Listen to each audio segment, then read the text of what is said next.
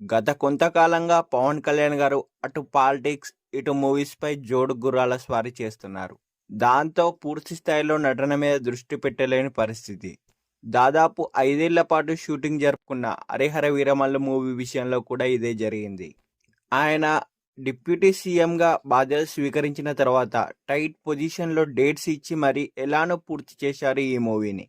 పైగా డైరెక్టర్ క్రిష్ గారు ఈ ప్రాజెక్ట్ నుంచి తప్పుకున్నాక ఆ మూవీని జ్యోతికృష్ణ గారు టేకప్ చేశారు. జ్యోతికృష్ణ గారు ఈ కథకి ఎంతవరకు న్యాయం చేశారో ఇప్పుడు చూద్దాం రండి. అయితే థియేటర్లో బొమ్మ పడిన తర్వాత ఎండింగ్ వరకు తల తిప్పుకోకుండా చేయడంలో మేకర్స్ మాత్రం సక్సెస్ అయ్యారు. ఈ మూవీ యొక్క రన్ టైం విషయానికి వస్తే 2 hours 30 minutes కంటే ఎక్కువగానే ఉంది. ఈ మూవీ ఎలా ఉంది అంటే బాగుంది, నాకు మాత్రం నచ్చింది.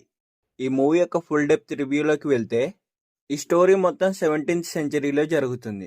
పెరిగి పెద్దవాడైన వీరమల్లు దొరలను దోచుకొని లేని వారికి సాయం చేస్తూ ఉంటాడు. అయితే దొర కోరిక మేరకు గోల్కొండ కిలాకు బయలుదేరిన వీరమల్లు తన ధైర్య సాహసాలతో నవాబును మెప్పిస్తాడు.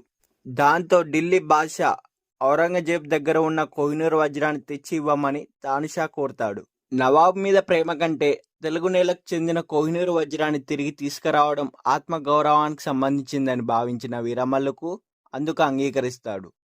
అయితే హైదరాబాద్ నుంచి ఢిల్లీ నగరానికి అతని ప్రయాణం ఎలా సాగింది, మధ్యలో ఎదురైన అవాంతరాలు ఏమిటి, హిందువుగా జీవించాలంటే జిజియా పన్ను కట్టాలని శాసించిన మొఘల్ చక్రవర్తి ఔరంగజేబుకు వీరమల్లు ఎలా సింహస్వప్నంగా మారాడు, హిందూ ధర్మం మీద జరుగుతున్న దాడులపై వీరమల్లు ఎలా ప్రతిస్పందించాడు, ధర్మ పరిరక్షకుడుగా ఎలా నిలిచాడు అనేది తెలియాలంటే మనం మూవీ చూడాల్సిందే. ఈ మూవీ యొక్క ఇన్డెప్త్ ఎనాలిసిస్లోకి వెళ్ళిపోతే ఈ మూవీ ఒక రకంగా చెప్పాలంటే పవన్ కళ్యాణ్ అభిమానులకు మాత్రం ఒక విజువల్ ఫీస్ట్ అని చెప్పవచ్చు. ఇక పంచమి పాత్రకు సంబంధించి ఇంటర్వ్యూలకు ముందు వచ్చే ట్విస్ట్ మాత్రం అదిరింది. ఈ మూవీకి పాజిటివ్ పాయింట్ ఏంటంటే ఫస్ట్ హాఫ్ బాగుంది, సెకండ్ హాఫ్ మొదటి 40 నిమిషాలు యావరేజ్, చివరి 40 నిమిషాలు బాగుంది. కీరవాణి గారు ఇచ్చిన పాటలు, బీజిఎం ఈ మూవీకి ప్లస్ పాయింట్గా నిలుస్తాయి.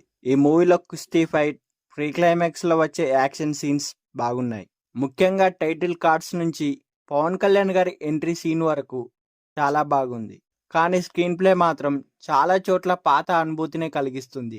విఎఫ్ఎక్స్ వర్క్ మాత్రం చాలా దారుణంగా ఉంది. చాలా పాత్రలకు సరైన లిప్ సింక్ అనేది లేదు. అయితే ఏది ఏమైనా విస్తారమైన కథ, భారీ తారాగణం, హై టెక్నికల్ వాల్యూస్ ఇవేమి మనసు లోతుల్లోకి వెళ్ళి ప్రభావం చూపించలేకపోయాయి.